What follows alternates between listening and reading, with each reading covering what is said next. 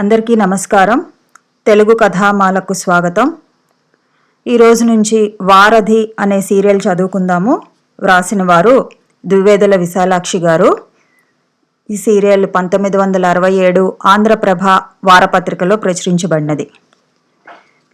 గణగణమంటూ గంటల మువ్వల సవ్వడితో ఎడ్లబండి వచ్చి గుమ్మం ముందు ఆగింది. శివయ్య ఆత్రంగా బయటికి వచ్చాడు. అప్పుడే మేతమేసిన హుషారులో ఎడ్లు వయ్యారంగా తలలూగించాయి. నల్లటి తోలు పటాకాకి కట్టిన ఇత్తడి మువ్వలు లేత ఎండలో తలతలా మెరిశాయి. అప్పన్నగారు ఎంచి మహా మంచి గిత్తల్ని కొన్నారు. ఈ బండి పట్నం రోడ్లంట నడుస్తుంటే కార్లు బస్సులు దారులు తప్పవలసిందే అనుకున్నాడు బండిరాములు ఆప్యాయంగా ఎడ్లను నిమురుతూ. వచ్చేవా? నీ మాటే అనుకుంటున్నాము. అప్పన్నగారు ఉదయాన్నే బండి పట్నం పోతుందన్నారు కదా, ఇంకా రాలేదేమా అని చూస్తున్నాము అన్నాడు శివయ్య. మరేం లేదు బాబు, కొత్త గిత్తలు కదా, గడ్డి కుడితి కాస్త కడుపు నిండా పెడితే మచ్చిక పడి పొగరు చూపకుండా లాక్కుపోతాయని దగ్గర ఉండి తినిపించేసరికి ఈ ఏళ్ళైంది. సామాన్లు ఏమన్నా ఉంటే ఆ బస్తాల మీదుగా పడేయండి, రాజుబాబు ఈ మొగల కుక్కుంటాడు. ఈ సరుకు కోమటింటి దగ్గర దింపి ఎండెక్కకుండా తిరిగి రమ్మన్నారు అప్పన్నగారు. బండిరాములు తొందర చేస్తుంటే శివయ్య, ఒరే రాజు, రాజు, మీనాక్షి, వేగం రండి, బండి గుమ్మాన కాచుకున్నది అంటూ ఇంటిలోకి కేక పెట్టాడు. ఇదిగో వచ్చేస్తున్నా అంటూ వరదరాజు చేతిలో చిన్న ట్రంకు పెట్టెతోనూ మీనాక్షి వెలిసిపోయిన పాత జంబూకానా చుట్టిన పక్క చుట్టతోనూ వచ్చారు. పెట్టె పక్క చుట్ట బండి వెనక భాగంలో బస్తాల మీదుగా పెట్టి వరదరాజు బండి చక్రం మీద కాలుంచి పైకెక్కి బండివాని ప్రక్కగా కూర్చున్నాడు. భద్రం నాయనా, ఆ కర్రైనా పట్టుకో అంది మీనాక్షి. ఎప్పుడు ఎడ్లబండి ఎక్కని వానికి చెప్తున్నట్లు చెప్తున్నావేంటి మీనాక్షి అన్నాడు శివయ్య. అది కాదండి, కొత్త ఎడ్లు కదా, తిక్క తిరిగి ఎటులాగినా మీకే బెంగ వద్దమ్మా. రాజుబాబు కడుపులో సల్ల కదలకుండా ఆరి బడికాడ వదిలివత్తా అన్నాడు రాములు. వరదరాజు అన్నా వదిలిన వైపు నీళ్లు నిండిన కళ్ళతో చూస్తూ వెళ్ళి వస్తాను వదినా. అన్నయ్య, ఆదివారం నాడు తప్పకుండా వస్తావు కదూ అన్నాడు. అలాగే రాజు, వీలు చూసుకుని వస్తాను. ఒకవేళ నేను రాలేకపోయినా నువ్వు అది మనసులో పెట్టుకోకూడదు, కంగారు పడకూడదు. పెద్దవాడు అవుతున్నావు, ఒంటరిగా ఉండటం నేర్చుకోవాలి. అక్కడ హాస్టల్లో ఎంతో మంది నీడు పిల్లలుంటారు, వాళ్ళందరితోనూ స్నేహంగా ఉండటం నేర్చుకోవాలి. శివయ్య ఇంకా తమ్ముడికి సలహాలు చెప్తుండగానే బండివాడు ఎడ్లను చేతిలోని కర్రతో అదిలించాడు. ఎడ్లు పరుగందుకున్నాయి. వెళ్ళి వస్తాను వదినా. వస్తానన్నయ్య, జాగ్రత్త వరదం, పట్నంలో మన ఊరి వాళ్ళు కనిపిస్తూనే ఉంటారు, ఏదైనా అవసరమైతే కబురు పెట్టు. గంటల మువ్వల గణగణలో కలిసిపోయాయి ఆ మాటలు. బండి గ్రామం దాటి పొలాల మధ్యకు వచ్చింది. తమ ఇల్లు కనిపిస్తున్నంతసేపు మాటి మాటికి వెనుదిరిగి చూస్తూనే ఉన్నాడు వరదరాజు. ఇల్లు తన దృష్టి నుంచి తప్పిపోతుంటే ముఖాన్ని ముడుకుల మధ్య దూర్చుకొని వెక్కి వెక్కి ఏడ్చాడు. ఏంటి రాజుబాబు, ఆడపిల్ల అత్తారింటికి పోతున్నట్టు అంతలా ఏడుతున్నావు? ఇంతకీ ఏపాటి దూరం పోతున్నావు కాబట్టి? అల్లదిగో ఆ కనిపిస్తున్న వంతెన దాటి 10 అంగలు వేసామంటే పట్నంలో ఉంటామాయే. రాజులా పెద్ద చదువులు చదవబోతూ సంటాడిలా ఏడుతున్నావు. రాజు పుట్టిన దగ్గర నుంచి ఎరిగి ఉన్న చనువు కొద్దీ కాస్త గట్టిగానే మందలించాడు బండిరాములు. దుఃఖాన్ని దిగమింగి లాల్చీ కొనతో కళ్ళు తుడుచుకొని పొలాల వైపు చూశాడు రాజు. శనగచేను పచ్చని తివాసీలా చుట్టూ పరుచుకుని ఉంది. ఆ చేలకు వెనుకగా అప్పన్నగారిది కొత్తగా వేసిన అంటుమామిడి తోట ఉంది. లేత మామిడి మొక్కల తలమీదుగా ఎండలో తలతలా మెరుస్తున్నాయి వంతెన స్తంభాలు. పొలాల మధ్యగా సన్నని కాలిబాట వెంట పట్నంలోకి కూరగాయలు మోసుకుపోతున్న 2 రైతులు కావిళ్లను ఆ భుజం మీద నుంచి ఈ భుజం మీదకి మార్చుకుంటూ బండి చప్పుడు విని వెనుదిరిగి చూశారు. పట్నం పోతున్నావా రాములు? అప్పన్నగారు కొత్త గిత్తల్ని కొన్నారని విన్నాం. ఏనేంటి మాంచి పొడిమిగా ఉన్నాయి కానీ ఏపాటి వయసు ఉంటాది? బండిలో ఉన్న సరికేటి? ఏ సావుకారు కాడికి పోతున్నావు అంటూ ప్రశ్నించారు. రాములు వాటికి తగు సమాధానాలు ఇస్తూనే బండి పోనిస్తున్నాడు. కాలిబాటకి బండిదారికి మధ్యనున్న దూరం ఎక్కువవుతున్న కొద్దీ వారి సంభాషణ తారాస్థాయిని అందుకుంది. పొద్దువాలేసరికి అంతా రామభజన మండపంలో కలేనే కలుస్తాము. అప్పుడు అడిగి తెలుసుకోకూడదా? ఇంతలా గొంతులు చించుకుని అరుచుకోకపోతే అనుకున్నాడు వరదరాజు. చివరకు ఎంత గట్టిగా అరిచినా వినిపించని స్థితికి వచ్చాక ఏటో సొదా, ఏటో వినిపించి సావదు అని రాములు విసుక్కుంటూ, హేయ్ హే హేయ్, కుతికమయ్యో తిని పెళ్లి నడకలు నడుస్తున్నావు. ఈ దాన ఎండపడకుండా గ్రామం చేరుకున్నట్టే, నడు నడు అంటూ ఎడ్లను అదిలించాడు. ఆ గ్రామానికి కాలిదారిన వంతెన మైలుకి మించుకున్న మధ్యలో ఎన్నో పొలాలు ఉన్న కారణంగా బండిదారి 3 మైళ్ళ వరకు ఉంటుంది. సాధారణంగా ఆ గ్రామవాసులు కాలిదారినే పట్నం పోతుంటారు. ఎప్పుడో ఇలా సరుకులు పట్నం వేయవలసి ఉంటే మాత్రం బండి వెళుతుంది. ఊరిలో నుంచి ఒక బండి పట్నం వెళ్తుందంటే అందరికీ ఇట్టే తెలిసిపోతుంది. మా సామాన్లకి కాస్త చోటుంటుందా? ఈ 2 బెల్లపు దిమ్మలు మీ బండిలో వేస్తావా? మా ఈరికాడి కొట్టుకాడ ఈ మిరపకాయల బస్తా దింపేస్తావా అంటూ అడుగుతుంటారు. ఇదే విధంగా మర్నాడు అప్పన్నగారి బండి పట్నం పోతున్నదని తెలిసి కాలేజీ చదువు కోసం పట్నం పోనున్న తమ్ముణ్ణి అందులో తీసుకుని పోయే వీలుంటుందేమోనని అప్పన్నగారిని అడిగాడు శివయ్య. ఓ తప్పకుండా, కావాలంటే మీ వాడి కోసం ప్రత్యేకం బండి కట్టమన్నా కట్టిస్తాను. మన ఊరి పిల్లడు కాలేజీ చదువుకొస్తాడంటే మాకు లాభం కాదుటయ్యా. నీ తమ్ముడు పెద్ద చదువు చదివి డాక్టరో ప్లీడరో అయ్యాడనుకో, ఆ అనుభవం ఎవరిది? మా గ్రామం వాడు ఫలానా అని గొప్పగా చెప్పుకోము అన్నాడు అప్పన్న. బండిలో పిల్లాడికి కూర్చునేందుకు కాస్త చోటైనా లేనంతగా సరుకు నింపి మరీ పంపాడు. మనిషి ముఖం ముందు మాటలతో కోటలు కట్టి నువ్వే దీనికి రాజు అంటూ ఆకాశానికి ఎత్తి చేతులతో ఈడ్చి పారవేసే రకం అప్పన్న అనుకున్నాడు శివయ్య. ఏది ఎలాగున్నా సామాన్లు ఉన్న కారణంగా నడిచిపోయే కంటే ఇదే నయమని సమాధానపడ్డాడు. ఎండ ముఖం మీద పడుతుంటే చెయ్యి అడ్డం పెట్టుకొని వంతెన వైపు చూశాడు రాజు. ఎత్తుగా ఉన్న వంతెన కిందుగా సన్నని పాయలా పారుతున్నది ఏరు. ఏడాదికి 8 నెలలు ఆ ఏరు అంతంత మాత్రంగానే ఉంటుంది. ఆ మైలు దూరం నడిచి వచ్చి ఇసుకలో చెలమలు తవ్వుకొని తాగేందుకు నీళ్లు తీసుకుని పోతారు ఆ గ్రామస్త్రీలు.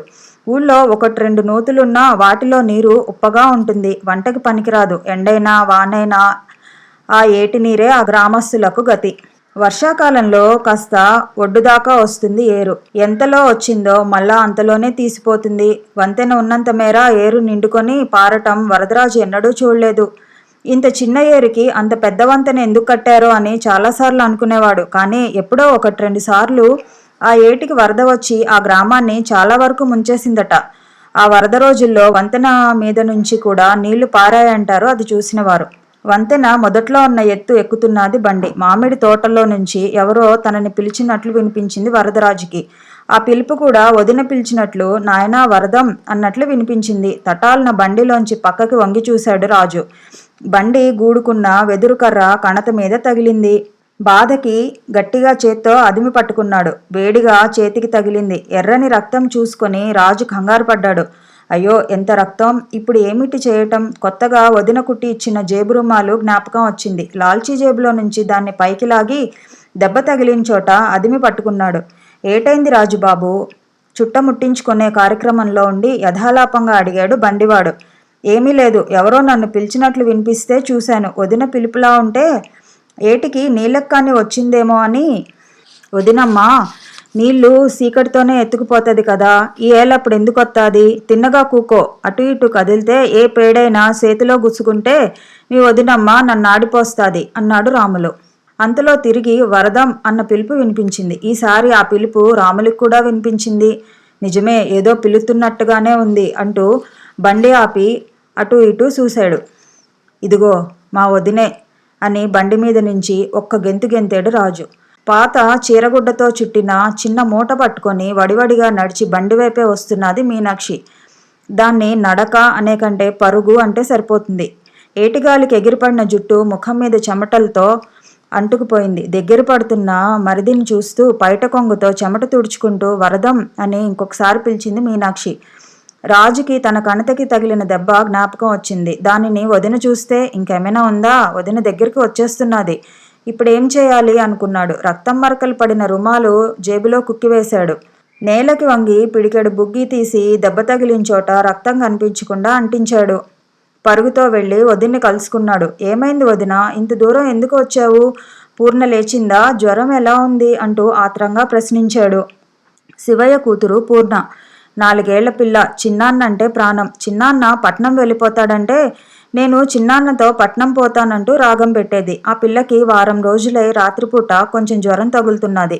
అసలు అప్పట్లో పూర్ణను వదిలి వెళ్ళిపోవటం రాజుకి ఎంతమాత్రం ఇష్టం లేదు.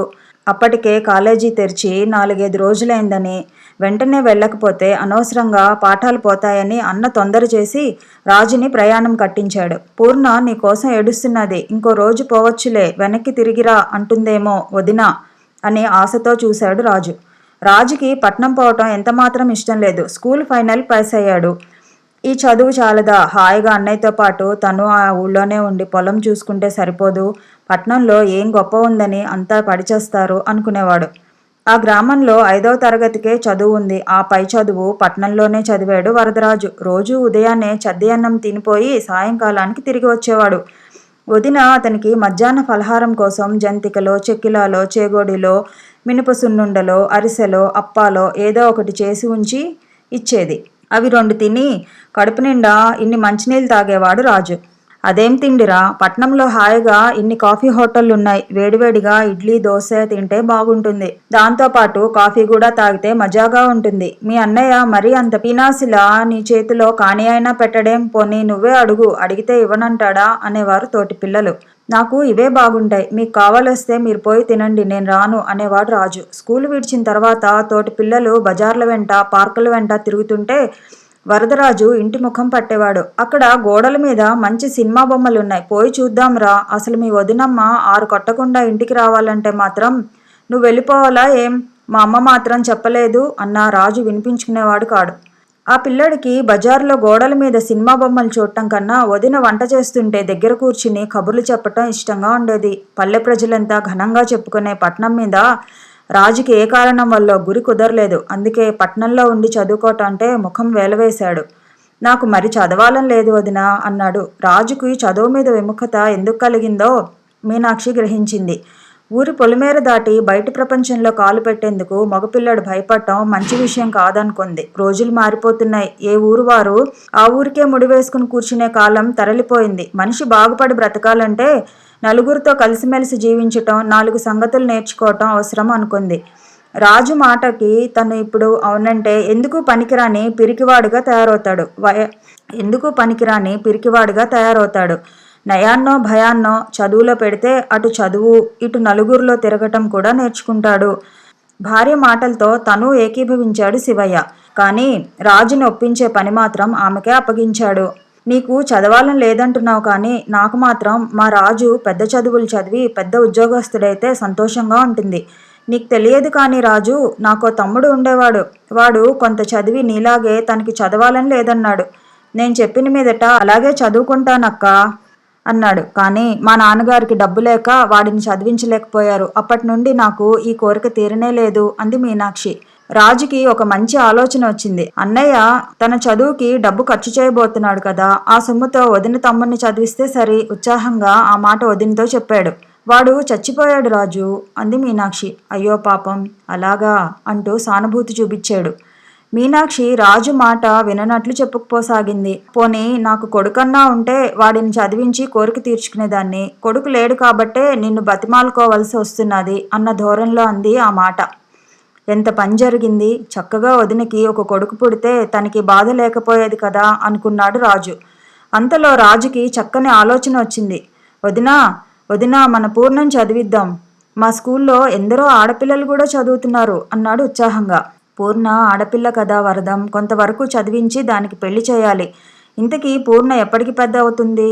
అప్పటికి మీ అన్నయ్య దగ్గర ఉన్న డబ్బంతా ఖర్చు అయిపోతుంది. నువ్వు చదువుకుని ఉద్యోగం చేయనంటున్నావు. ఇంకా దాని చదువు ఎవరు చెప్పిస్తారు? పెళ్ళి ఎవరు చేస్తారు అంది మీనాక్షి. ఆ మాట వరదరాజు మీద బాగా పనిచేసింది. నేను పట్నం పోయి చదువుకుంటాను వదినా. నేను ఉద్యోగం చేస్తూ పూర్ణం చదివిస్తాను. చాలా నగలు కొంటాను. ఇంకా బాగా పెళ్లి చేస్తాను. ఇంకా ఏం చెప్పాలో రాజుకి తోచలేదు. అన్నయ్యకి వదినకి తిండి పెడతావు, అవసరానికి ఆదుకుంటావు. రాజు సగంలో వదిలిన మాట పూర్తి చేస్తూ మీనాక్షి రాజుని దగ్గరికి తీసుకుంది. చంటి పిల్లాడిలా వదిన ఒడిలో సిగ్గుతో తలదూర్చుకున్నాడు రాజు. నీకు ఏళ్ళు వస్తున్నా వయసుకి తగిన జ్ఞానం రాలేదు రాజు. నీ ఈడి పిల్లలంతా ఇలాగే ఉన్నారా? ఇప్పుడు ఎవరైనా చూస్తే ఏమనుకుంటారు? ఛీ, ఇదేమిటి? కాలేజీకి వెళ్ళబోతున్న రాజు పసివాళ్ల వదిన ఒళ్ళో తలదూర్చుకున్నాడు అంటారు. ఈ రోజు నుంచి నువ్వు పెద్దవాడు అన్నమాట. మరి పెద్దవాడిలాగానే ప్రవర్తించాలి అంది మీనాక్షి లాలనగా. తను పెద్దవాడవుతున్న మాట రాజు ముందే గుర్తించాడు. అన్నయ్య కుట్టిస్తున్న లాల్చీలు, నిక్కర్లు ఇట్టే ఇరుకైపోయి పొట్టిగా మీదికి పోతున్నాయి. వంట ఇంటి గూట్లో పయ్యరలోని వస్తువులు కూడా వదినకు అవసరమైతే బల్ల మీద ఎక్కకుండానే అందుకోగలుగుతున్నాడు. మరి ఇవన్నీ చూస్తే తను పెద్దవాడవుతున్న భావన రాజు మనసులో కలిగింది. కానీ వదిన నువ్వు పెద్దవాడిలా ప్రవర్తించాలి అనటంతో తనని దూరంగా తోసివేసినట్లు అనిపించింది రాజుకి. అయినా వదిన సంతోషం కోసం అలాగే వదిన అన్నాడు. మీనాక్షికి అంత దూరం ఏకబిగిన నడిచి వచ్చిన ఆయాసం వల్ల వెంటనే నోట మాట రాలేదు. క్షణకాలం వరదరాజు ముఖంలోకి చూస్తూ ఉండిపోయింది. ఏం వదినా, పూర్ణకు ఎలా ఉంది? ఆందోళనగా ఆమె ముఖంలోకి చూస్తూ ప్రశ్నించాడు రాజు. పూర్ణ ఇంకా లేవలేదు రాజు. ఈరోజు జ్వరం తగిలేలా లేదు. ఒళ్ళు చల్లగా ఉంది. ఇదిగో ఈ మినపసున్నుండల డబ్బా బండిలో పెట్టడం మర్చిపోయాను అంటూ తన కోసం తెచ్చిన మూట అందించింది. దీనికోసం ఇంత దూరం వచ్చావా వదినా అన్నాడు రాజు ఆప్యాయంగా. అంతా నీకోసమే చేశాను. ఆదివారం నాడు అన్నయ్య వస్తాడు కదా, అప్పుడు పంపితే తీరిపోదు. చేసిన వెంటనే ఉండే రుచి వారం నాడు ఉంటుందా? ఇంతకీ జానకమ్మ నీళ్ళకి వస్తుంటే కలిసి వచ్చాను, కనిపిస్తే ఇచ్చేయచ్చునని. బండిదారి ఎంత చుట్టూ అయినా మామూలుగా నడుస్తూ వస్తే బండిలో పోతున్న వారిని కలుసుకోవటం కష్టం. మీనాక్షి ఒక రకమైన పరుగు పెట్టే బండిని కలుసుకుంది. ఆ విషయం రాజు గుర్తించకపోలేదు. నీలాటి రేవు సమీపంలో జనసంచారం లేదు. రాజు చూపుల అర్థం మీనాక్షి తెలుసుకుంది. రాజుబాబు, తొందరగా తెమిలిరా, ఎండెక్కిపోనాది అంటూ రాములు కేకపెట్టాడు. వెళ్ళి వస్తాను వదినా అన్నాడు రాజు. మంచిది నాయనా. రాజు అట్నుంచి ఇటు తిరగడంలో అంతవరకు దాచుకున్న దెబ్బ మీనాక్షి కంటపడింది. అదేమిటి వరదం, ఆ కణత మీద ఏమైంది? ఆత్రంగా అడిగింది. అదా ఏమీ లేదు వదినా. నీ పిలుపు విని బండి నుంచి గెంతుతుంటే ముందుకు వాలాను, నేలదుమ్ము అంటుకుని ఉంటుంది. వదిన ముందు మొదటి అబద్ధం ఆడాడు వరదరాజు.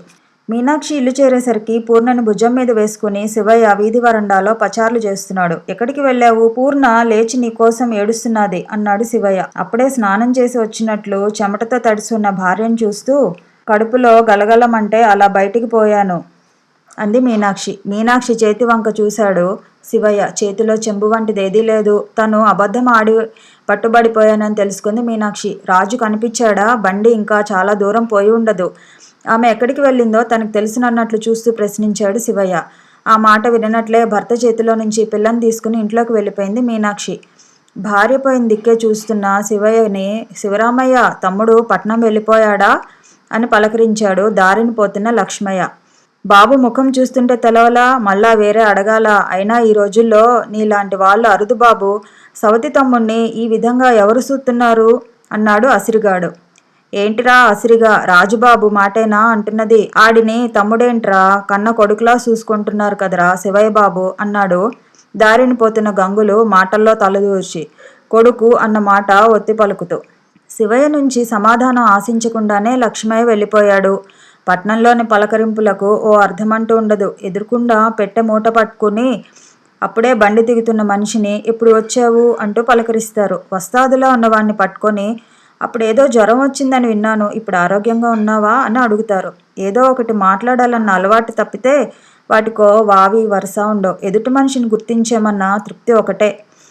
రామభజన మండపం వైపు పోతూ ఎంత కాదన్నా పెద్దవారు కదా, ముఖం మీదే అలా అనవచ్చురా గంగులు అంటూ మందలించాడు అసిరిగాడు. ఏటోస్, ఏరికి తెలియని సంగతి. ఈడయ్యా ఈడి మూలంగానే కదట్రా మనోయాదితో సచ్చింది. ఈడి పిన్నమ్మ మాత్రం సజావుగా సచ్చిందనుకుంటావా? ఏమందో మాకో తిని ఉంటాది అన్నాడు గంగులు చులకనగా. కొన్ని వార్తలు పల్లెలో ఎంతకాలమైనా సమసిపోవు. ఏదో సందర్భంలో వాటిని కెలుకుతూ చర్చిస్తుంటే గాని కడుపు నిండని వాళ్ళు కొందరుంటారు. ఆ కోవకి చెందినవాడే గంగులు.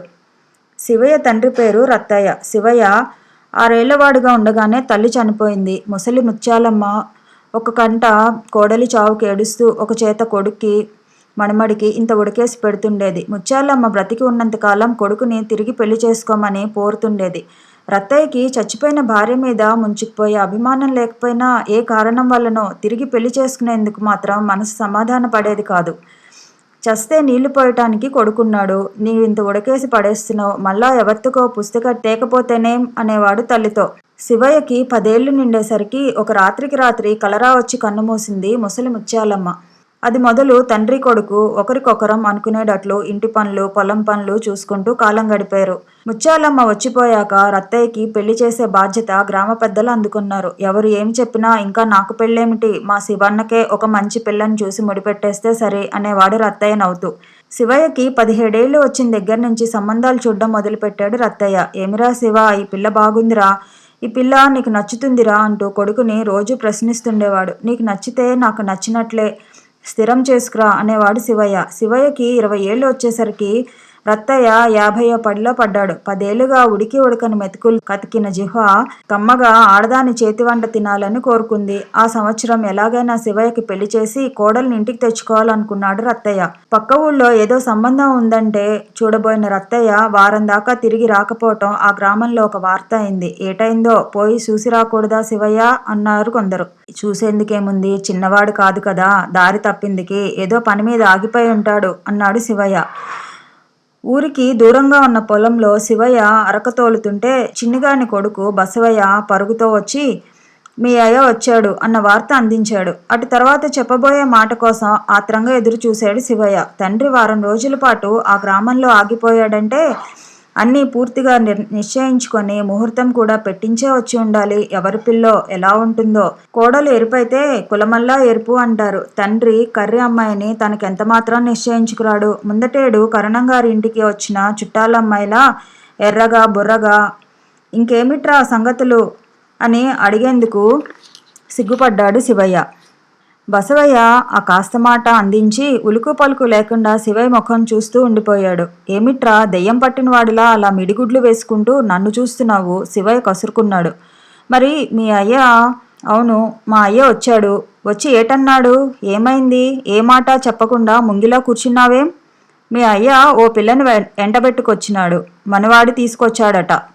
ఎదవా, తాగి మాట్లాడుతున్నావా? లేదు, సత్య ప్రమాణంగా బసవయ్య ఒట్టు వేసుకున్నాడు. గ్రామంలో అంతా ఇదే మాట ఇంతగా అనుకుంటున్నారు.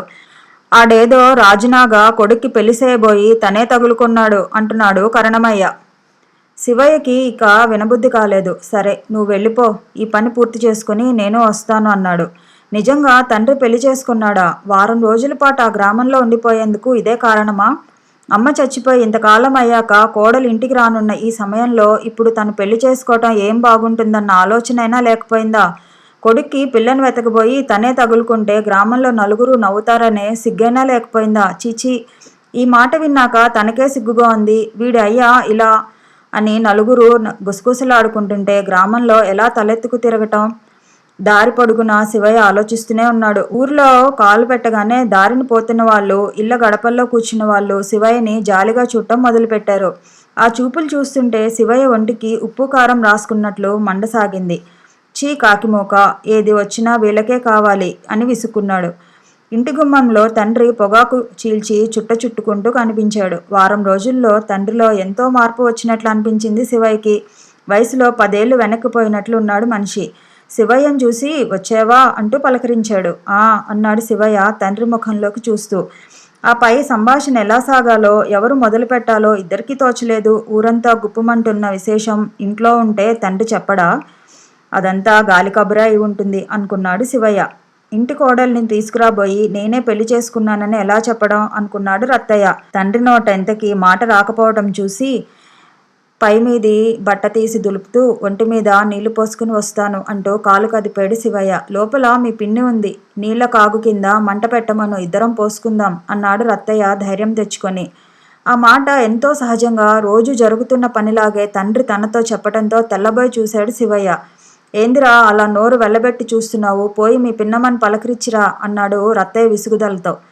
రత్తయ్య విసుగుదల శివయ్య అలా చూడటం వల్ల కాదు, తను అలా చెప్పవలసి వచ్చినందుకు. బసవయ్య ఆ తండ్రి కొడుకుల సంభాషణ అరుగు చివర నిలబడి వింటున్నాడు. రే బసవా, ఇంటిలోకి పోయి చిన్నబాబు వచ్చారని పెద్దమ్మతో చెప్పిరా అన్నాడు రత్తయ్య. బసవయ్య వెనకనే కాళ్ళీడ్చుకుంటూ ఇంటిలోకి నడిచాడు శివయ్య. వంట ఇంటిలో ఏదో సర్దుతున్న అన్నపూర్ణ బసవయ్య పిలుపుతో వెనుదిరిగి చూసింది. పెద్దయ్య చెప్పమన్న మాట కాస్త అందించి పక్కకు తప్పుకున్నాడు బసవయ్య. అతి అమాయకంగా అప్పుడే కడిగిన ముత్యంలా ఉన్న ఆ పిల్లని చూస్తుంటే శివయ్యకి తండ్రి మీద కోపం, అసహ్యం ముంచుకు వచ్చాయి.